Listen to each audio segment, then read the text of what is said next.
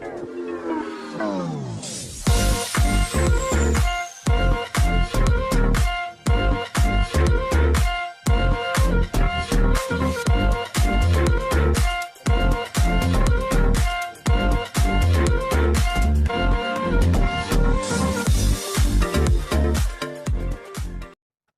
sejahtera Malaysia, tuan-tuan dan bapak semua, saudara-saudara.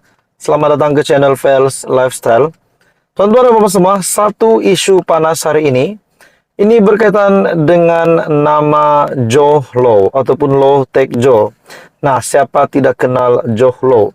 Ada yang kata di mana Joe Low sekarang? Ada yang kata adakah beliau sudah dipenjara? Ada juga yang kata Joe Low mungkin sudah hilang. Ada juga yang berpendapat Joe Low mungkin sudah meninggal. Memang ada berpendapat begitu. Sebab di mana Joe Low hari ini? Adakah beliau memang benar-benar sudah ditangkap? Nah, tidak kiralah di Malaysia kah? Di luar Malaysia kah? Nah, pada akhirnya satu kejutan besar hari ini, di mana rakan kepada Joe Low meninggal tak sampai sebulan lepas balik Malaysia. Nah, persoalannya, kenapa tiba-tiba ada berita sebegini, di mana rakan kepada Joe Low pula yang disahkan meninggal. Dalam satu artikel panas ini, seorang individu yang dikatakan menjadi sekutu ahli perniagaan dalam buruan, Low Taek Joe ataupun Joe Low, meninggal dunia tidak sampai sebulan selepas dia kembali ke negara ini. Sumber di SPRM mengesahkan kepada Malaysia kini, seseorang yang dipaparkan dalam obituari bernama Ki Kok Tiam merupakan individu yang sama ditahan pada 3 Mei lepas. Sebelum ini, dia berada di luar negara selama 5 tahun. Obituari menyatakan upacara pengebumian akan berlangsung di Kepong, yang dimana Ki berumur 56 tahun. Sementara itu, Meleh Mel melaporkan Ki dipercayai meninggal dunia akibat sakit mengejut. Sebelum ini dilaporkan bahwa Ki telah dihantar pulang dari Macau kerana tinggal lebih masa visanya. Dia tiba di lapangan terbang antarabangsa KL pada jam 3 pagi pada 3 Mei dan dia diarahkan untuk pergi ke ibu pejabat SPRM pada jam 10 pagi hari yang sama. Al Jazeera melaporkan bahwa Ki memberitahu SPRM dia telah bertemu Loh dan buruan kes 1MDB lain, termasuk Eric Tan Kim Long, Casey Tang King Chi, Geh Chong Heng, dan Nick Faisal Arif Kamil di Macau. Bagi saya ini satu pemergian yang pasti mengejutkan ramai. Walaupun disahkan, pemergian ini adalah disebabkan dari laporan ini, yaitu Meleh Mel yang melaporkan Ki dipercayai meninggal dunia akibat sakit mengejut. Nah, jadi itu menjadi persoalan lah. Adakah memang benar sakit mengejut ataupun adakah mempunyai banyak spekulasi lagi. Nah, jadi saudara-saudara, apa komen Anda? Teruskan bersama di dalam channel ini. Untuk info yang seterusnya, info padu, info hangat disediakan di dalam channel ini. Halo semua, salam sejahtera Malaysia. Selamat datang ke channel Fels Lifestyle. Tuan-tuan dan puan, saudara-saudara sekalian yang saya amat hormati.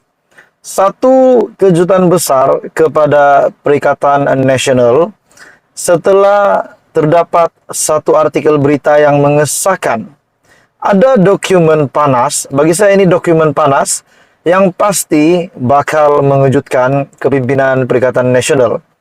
Sebelum ini kita digemparkan dengan dana judi yang pernah dinyatakan Datuk Seri Anwar Ibrahim. Dana judi yang diguna oleh PN untuk berkempen semasa pilihan raya umum ke-15 yang lalu. Dan pada akhirnya SPRM yang mengesahkan tiada sebarang bukti.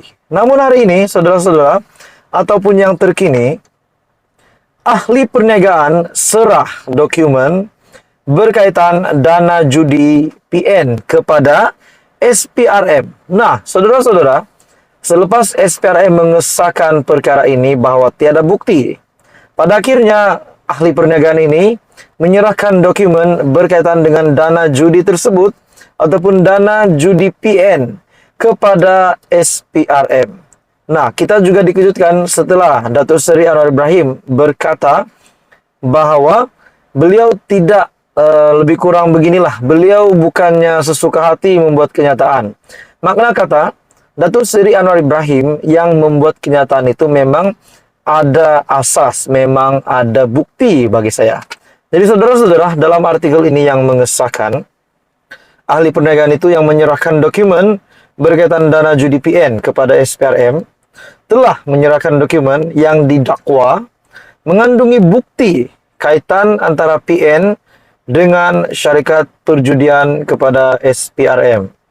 Ia beberapa hari selepas kerajaan berkata, SPRM belum membuka kertas siasatan berhubung dakwaan itu. Ahli perniagaan yang bernama Rashdan Yusof itu ke ibu pejabat SPRM di Putrajaya dan dilaporkan di soal siasat selama kira-kira 3 jam. Nah, persoalannya kalau memang benar dapat dibuktikan bahwa memang Muhyiddin Yassin ketika menjadi Perdana Menteri, ketika Perikatan Nasional menjadi kerajaan dulu, kalau benar dapat dibuktikan memang dana judi ini ada hubung kaitnya bersama dengan Parti Perikatan Nasional, adakah dengan ini Muhyiddin Yassin akan terima satu lagi berita buruk? Nah, bagaimana pula dengan status beliau yang kini sedang berhadapan dengan 7 kes pertuduhan di mahkamah.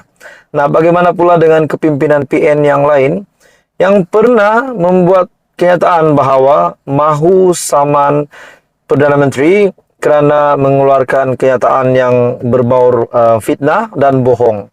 Nah, saudara-saudara, tuan-tuan dan puan, akhirnya ahli perniagaan tersebut namanya sudah dinyatakan, yaitu Rashdan Yusof yang ke ibu pejabat SPRM Putrajaya dilaporkan di soal siasat. Manakala ia beberapa hari juga selepas kerajaan berkata SPRM belum membuka kertas siasatan berhubung dakwaan itu ekoran kekurangan bukti. Namun apa yang kita dapat lihat sini, kita dapat fokuskan adalah beliau telah menyerahkan dokumen itu yang didakwa mengandungi bukti. Nah, itu yang kita mahu tahu. Bukti tersebut.